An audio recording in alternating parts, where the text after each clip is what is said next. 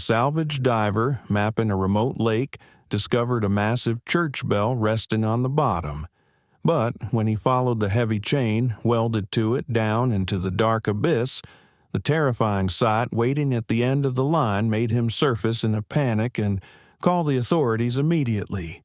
Drop a comment with where you're watching from today, and don't forget to subscribe to see what's coming up next.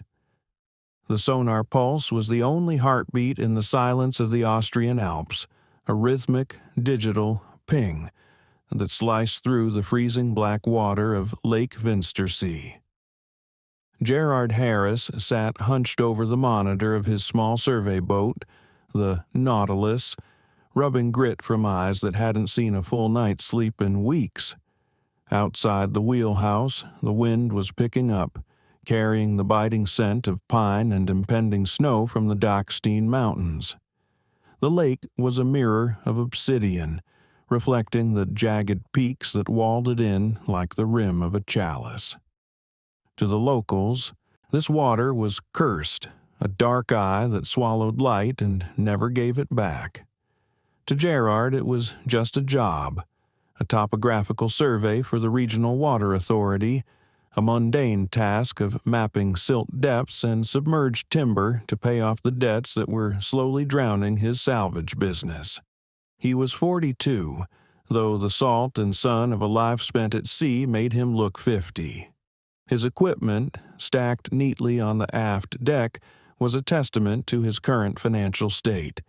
Reliable, but aging. He didn't have the closed-circuit rebreathers or mixed-gas computers of the high-end exploration teams. He dove old school, with a twin set of yellow steel tanks and a dry suit that had seen better days. "Come on," he muttered to the screen, watching the scrolling topographical lines of the lake bed. "Give me a flat bottom so I can go home." The lake floor at this sector was supposed to be a smooth basin of glacial silt, sitting at a depth of roughly 60 feet before the drop-off into the abyss. But the sonar line, which had been drawing a monotonous flat horizon for the last hour, suddenly spiked.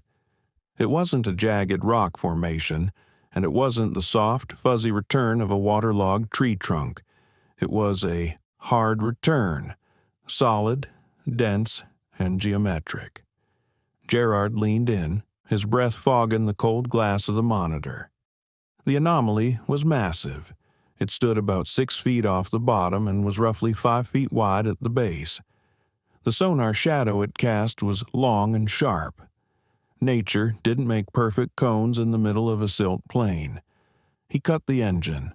The silence that rushed in was heavy, amplified by the sheer verticality of the mountains around him. Drifting in the sudden quiet, Gerard marked the GPS coordinates. It was late afternoon. The sun was already dipping behind the peaks, casting the lake into a prematurely early twilight.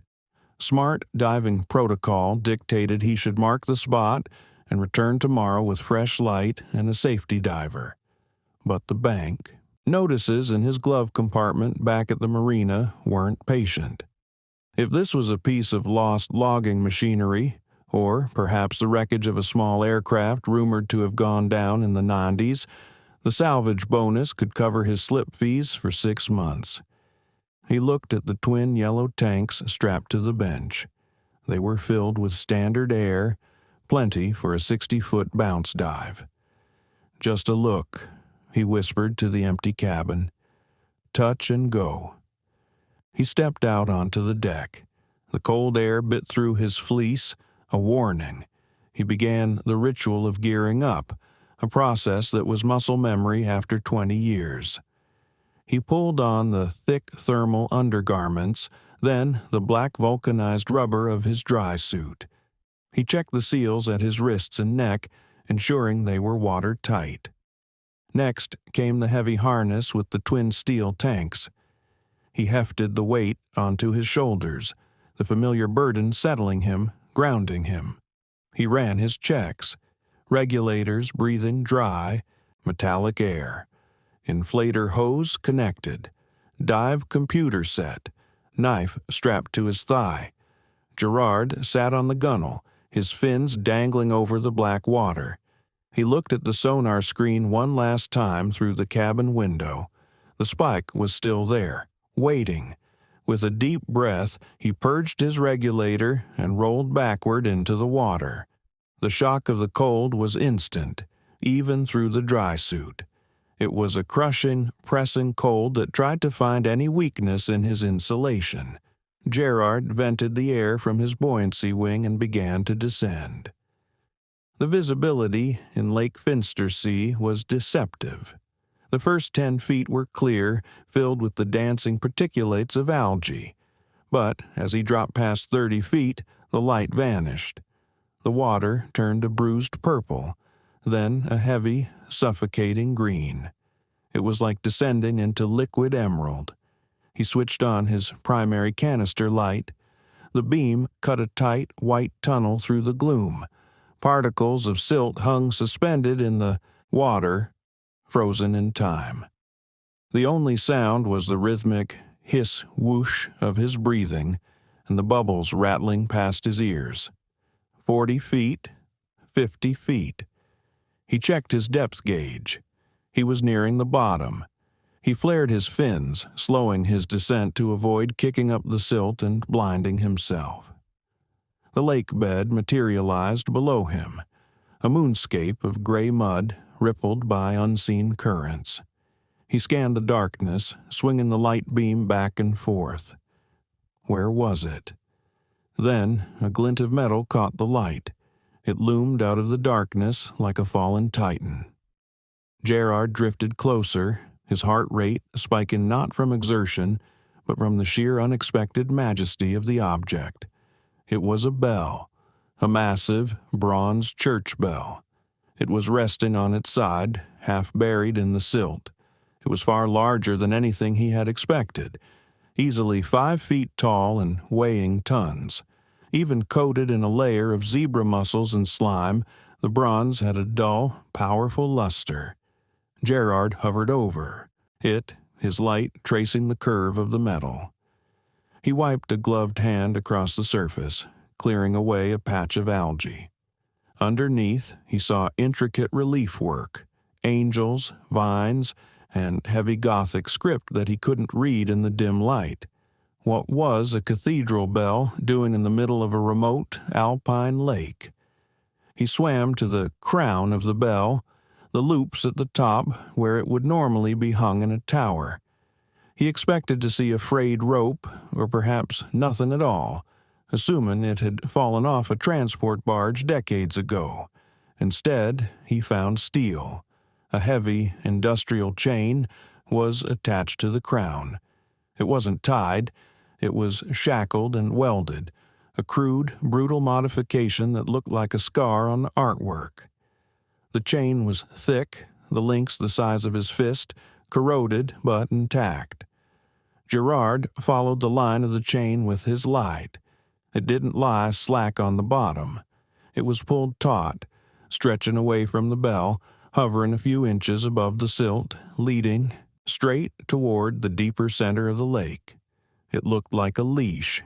Curiosity warred with caution. His computer showed he had plenty of bottom time. He checked his air pressure. Good. He adjusted his buoyancy, lifting himself a few feet off the mud and began to fine along the length of the chain. The swim was hypnotic. The chain was a rusted iron snake leading him further into the dark. After 50 yards, the lake floor began to change. The gentle slope disappeared. The silt dropped away sharply. He had reached the precipice.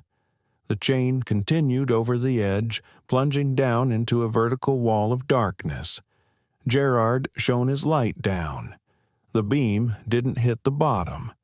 It just illuminated the chain, fading into the blackness, descending into the freezing abyss that the locals claimed was bottomless.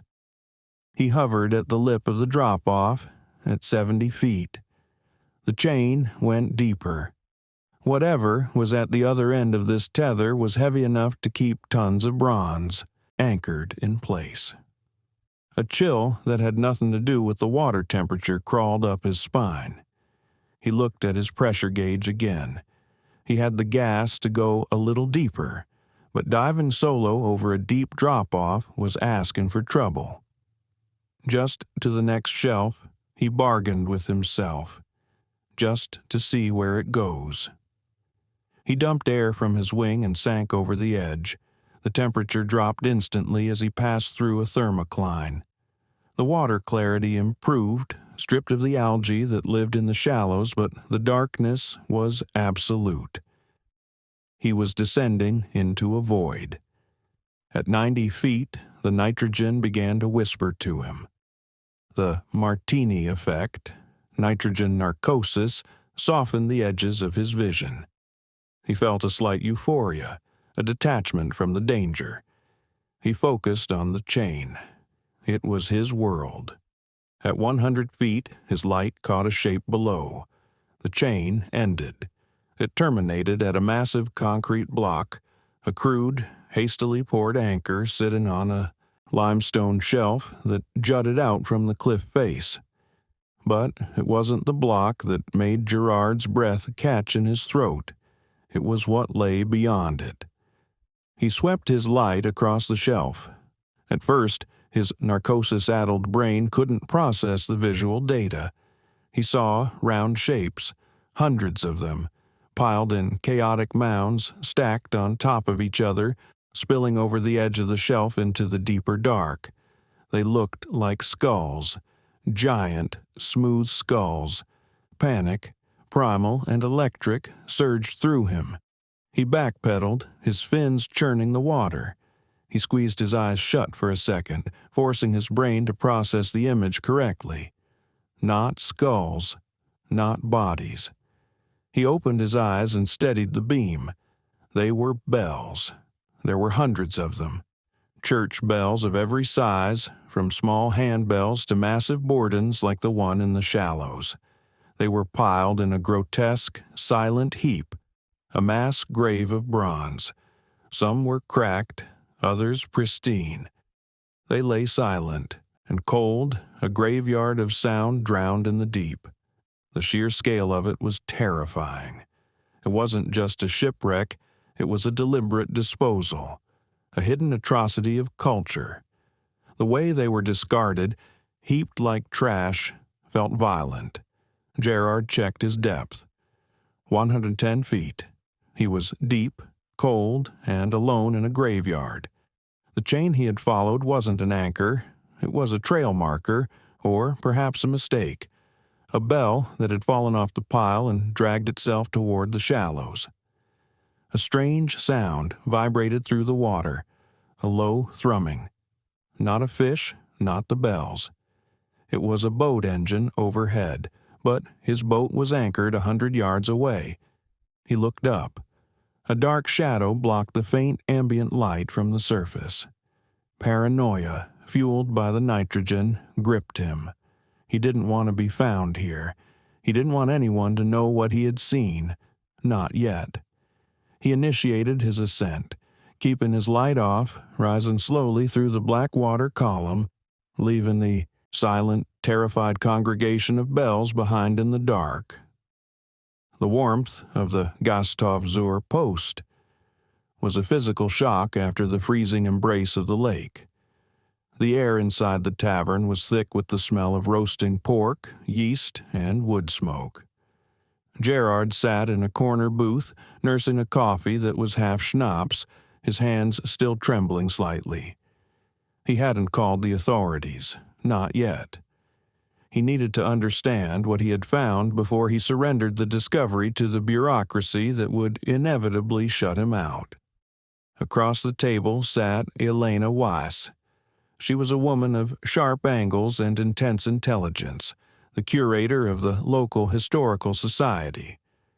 Gerard had worked with her once before on a minor survey of a flooded village. She was the only person he trusted to value truth over profit. He slid his tablet across the scratched wooden table. The footage from his GoPro played on the screen, grainy, green, and shaking, but undeniable. Elena watched in silence.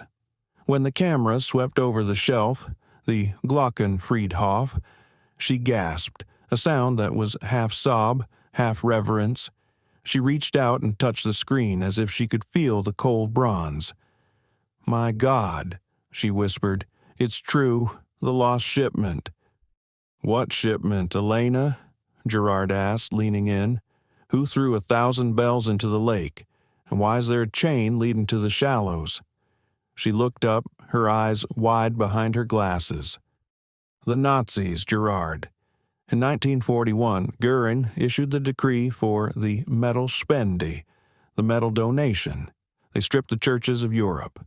Bells were confiscated from Austria, Poland, Czechoslovakia, even Russia.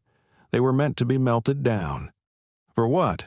Casings, U-boat propellers. The instruments of God were turned into instruments of death." She gestured to the screen. "These bells, they were categorized. Type A, B, C, D. Type D were the most historically valuable, meant to be preserved for the ultimate victory. But by 1944, everything was going into the furnace. The Reich was starving for copper. So they hid them here?" "There were rumors," Elena said, tapping the table. "Near the end of the war, a train carrying hundreds of bells vanished. The resistance claimed they intercepted it. The Nazis claimed partisans stole it. But no one ever found the metal. We assumed it was melted down in secret." She looked at Gerard. "You found the sanctuary." "It doesn't look like a sanctuary," Gerard muttered. "It looks like a dump site. And that chain, it was welded. Someone wanted to find that pile again. Or," a deep voice interrupted from the next booth, "someone wanted to make sure they stayed down." Gerard and Elena turned. A man stood up, tall, wearing an expensive woolen coat that looked out of place in the rustic tavern. He had the weathered face of an outdoorsman, but the manicured hands of a businessman. "Klaus," Elena said, her voice dropping to a chill. "Klaus Gruber." Gerard knew the reputation. A property developer with a sideline in historical acquisition. He was a treasure hunter who operated in the gray areas of Austrian law, looking for the fabled Nazi gold of Lake Toplitz. "Mr. Harris," Klaus said, smiling without warmth. "I heard you were mapping the sector near the cliff. Nasty currents there. A man could get into trouble." "Just mapping silt, Klaus," Gerard said, closing the cover of his tablet. "Silt doesn't make a man shake like that," Klaus said, nodding at Gerard's trembling hands. "You found something. The lake has secrets, Gerard. Some are worth a fortune. Copper prices are high. Historical artifacts on the black market, even higher." "It's municipal property," Gerard said, standing up. He was shorter than Klaus, but broader in the chest. "It's lost property," Klaus countered. "Maritime law is tricky in international waters, though we are inland. But accidents are simple." He leaned in, closer. "Don't go back down there, Englishman. The lake takes what it wants." Klaus turned and walked out of the tavern, leaving a wake of expensive cologne and menace. "He knows," Elena whispered. "He has spies at the marina. If he finds those bells, he'll dynamite the shelf to get them loose. He'll destroy history to sell it by the kilogram." Gerard looked at his hands. He needed the money. A finder's fee for this would be substantial, but looking at the footage, at the silent, dignified pile of stolen heritage, he felt a weight that wasn't financial. "He can't find them without the coordinates," Gerard said, "but he can follow me." "We need proof," Elena said. "We need to know who put them there. If the Nazis hid them, they are spoils of war. If the resistance hid them, they are a monument. We need to find a marker, a manifest, the barge itself." "There was a concrete anchor," Gerard remembered. "It was huge. I saw marks on it, but I was narked. I couldn't read it. You have to go back, Elena said, gripping his arm, before Klaus brings his dredge. You have to find the provenance. Only then can we get the state to protect the site. Gerard looked out the window. Snow was beginning to fall, heavy flakes swirling in the streetlight. The lake would be churning tomorrow. I need a surface team, he said.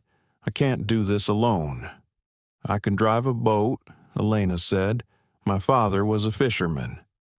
Gerard nodded. Meet me at the dock at dawn. Bring warm clothes.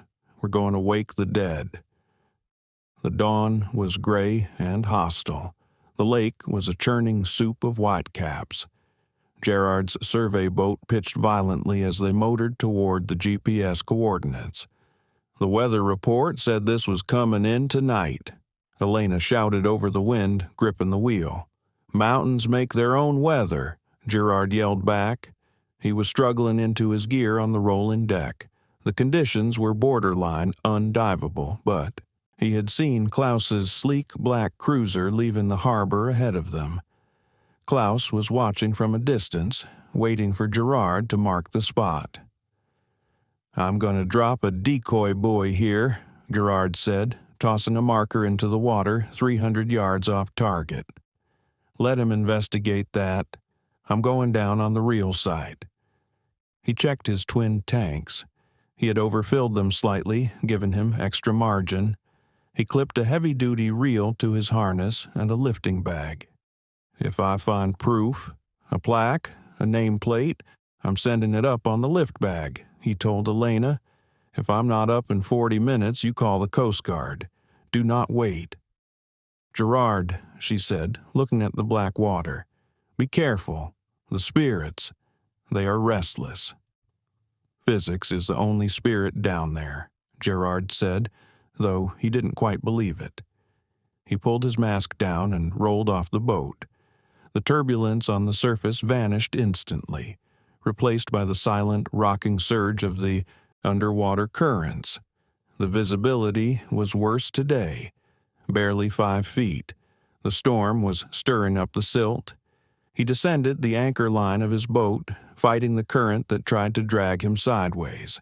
He hit the bottom at 60 feet and found the first bell. It was his lighthouse in the gloom. He located the chain.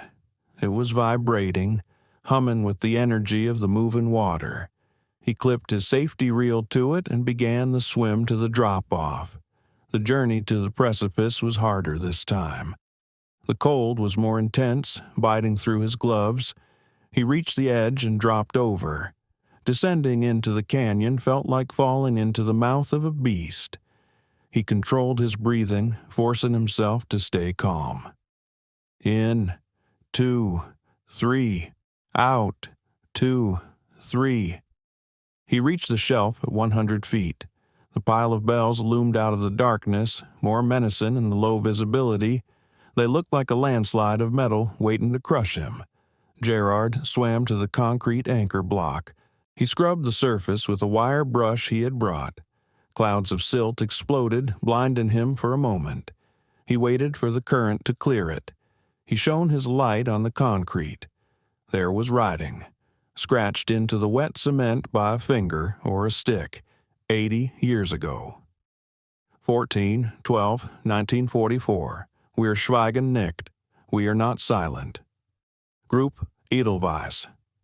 It wasn't a Nazi hiding spot, it was a resistance tomb. They had hijacked the barge, motored it out here in the dead of winter, and sunk it to save the bells from the furnaces. The chain. The chain was a hope that one day someone would pull them back up. Gerard pulled out his camera to document the inscription. This was the proof. This changed everything. Suddenly, a violent shudder ran through the water. A massive boom echoed off the cliff walls. Gerard was thrown sideways, slamming into the pile of bells. His regulator was knocked from his mouth. He scrambled to recover it, purging the water and gasping for air. Dynamite. Klaus wasn't waiting. He was dropping charges, either to scare Gerard or to loosen the silt. Another explosion, closer this time. The shock wave felt like a punch to the chest. The pile of bells groaned. A massive Borden, perched precariously on top of the stack, shifted. Gerard tried to kick away, but he was tethered. His pressure gauge hose had snagged on the clapper of a smaller bell as he was thrown. He was trapped. The silt out was total now. He couldn't see his hand in front of his face.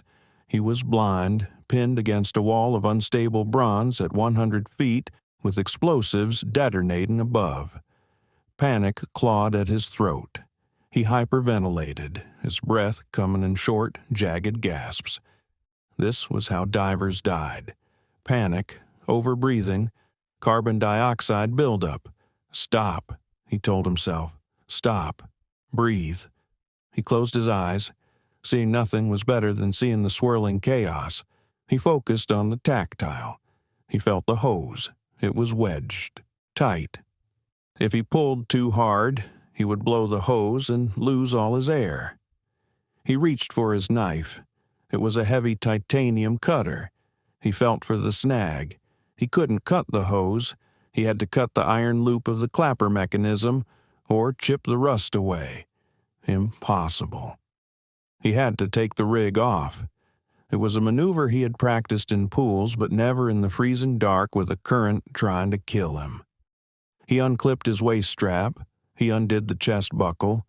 He slipped his left arm out of the harness, then his right, keeping the regulator in his mouth. He was now free of the heavy tanks, holding them in front of him like a shield. He manipulated the tank block, twisting it, working the hose free from the bronze snare.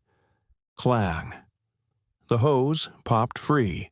The tanks banged against the bell, a mournful, deep note that vibrated through his chest. He slipped his arms back into the harness, buckled the waist strap, and checked his gauge. 700 psi. He was low, critical. He needed to leave. Now. He found his safety reel line, his thread of Ariadne leading out of the maze. He began to kick, hard. He followed the chain back up the cliff face, his lungs burning. As he reached the 60-foot shelf, the explosion stopped. Maybe Klaus had realized he was too close, or maybe the storm had chased him off. Gerard didn't stop to decompress properly. He would have to ride the edge of the bends. He ascended to 20 feet and held there, watching his computer count down the mandatory safety stop minutes. They were the longest minutes of his life.